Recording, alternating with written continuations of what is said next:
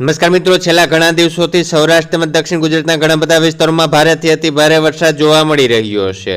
ત્યારે ભારે વરસાદ પડવાના કારણે ખેતરોમાં પાણી ભરાયા છે, જેને કારણે ખેડૂતોને ખૂબ મોટા પાયે નુકસાન થયું છે। અને મિત્રો, અરબી સમુદ્રમાં જે સિસ્ટમ છે તેને કારણે હજી પણ આવતી 1 તારીખ સુધી સૌરાષ્ટ્ર તેમજ દક્ષિણ ગુજરાતમાં ભારે વરસાદ પડવાની શક્યતાઓ છે। ત્યારે મિત્રો, અત્યારે તમે જે વરસાદનો વિડીયો જોઈ રહ્યા છો તે ઉનાના કાજલડી ગામનો છે, જ્યાં મિત્રો ભારેથી અતિ ભારે વરસાદ પડ્યો હતો, જેને કારણે પાથરા પાણીમાં તરી રહ્યા હોય તે પ્રકારના દ્રશ્યો અત્યારે સામે આવી રહ્યા છે।